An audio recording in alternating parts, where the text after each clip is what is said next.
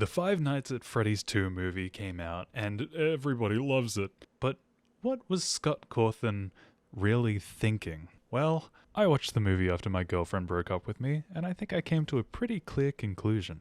You've seen the title and the thumbnail. Charlotte is the mimic in the FNAF movie timeline. There's a number of reasons that this theory is true. There's a number of things that give this theory some credence. The first Five Nights at Freddy's movie revolved around dream theory. The theory that dreams are something that Mike can do. I forget what happened in the first movie. But the point is, dream theory was a big meme, and Scott Cawthon decided, people are wrong about this. I'm going to make fun of that in the movie by making the movie revolve entirely around that. This, of course, led to the second biggest thing that people are wrong about. Five Nights at Freddy's has made it clear time and time again that the community at large is wrong about the Marionette and the lore associated with it. So, Scott Cawthon decided, let's just make it completely different. Okay, the Marionette is not Charlie, it's Charlotte. Okay, let's just lay that out front. That's baseline, whatever. People say that Charlotte died in 1983. Let's make it even earlier, 1982. Yeah, you want Charlie to die early? 1982. Yeah, that is why the Marionette is the main focus of the second movie, is because Scott Cawthon likes to rib with the audience a little. But that's not the reason why I'm saying that Charlotte is the mimic. Why is the Marionette the mimic? Well, let's start with Security Breach. That game infamously has everybody wrong about all of the lore because Steelwool themselves made stuff up. got some stuff wrong, I don't know. Let's begin with what people thought at first about Scott Cawthon's magnum opus, Security Breach. The Charlie Door. Infamously, the Charlie Door. Based off of the Charlie bots from the Five Nights at Freddy's novel trilogy, it was about a robot in a room learning to become human. That almost sounds like our friend the Mimic.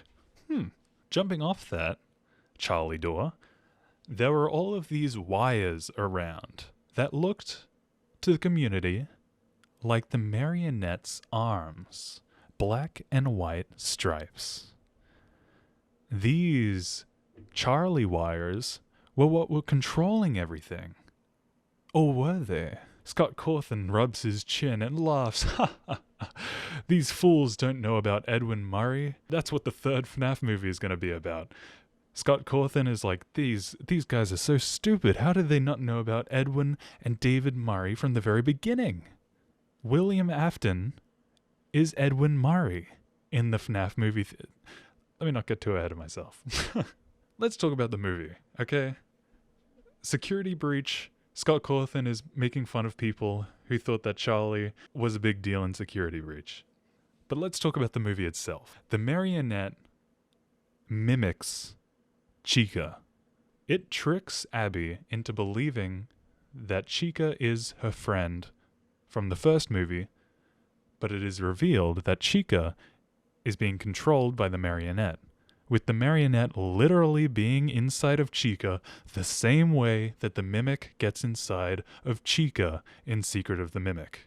Not only this, but the Marionette also, similar to the Mimic as seen in the Help Wanted series, it gets into your head.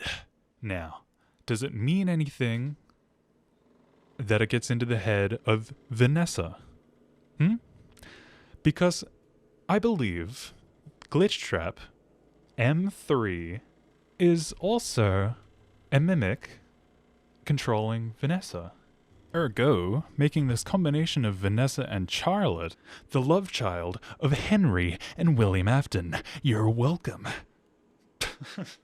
Charlotte is going to control Vanessa like M3, making her dress in a cute clown costume when she goes on murdering sprees.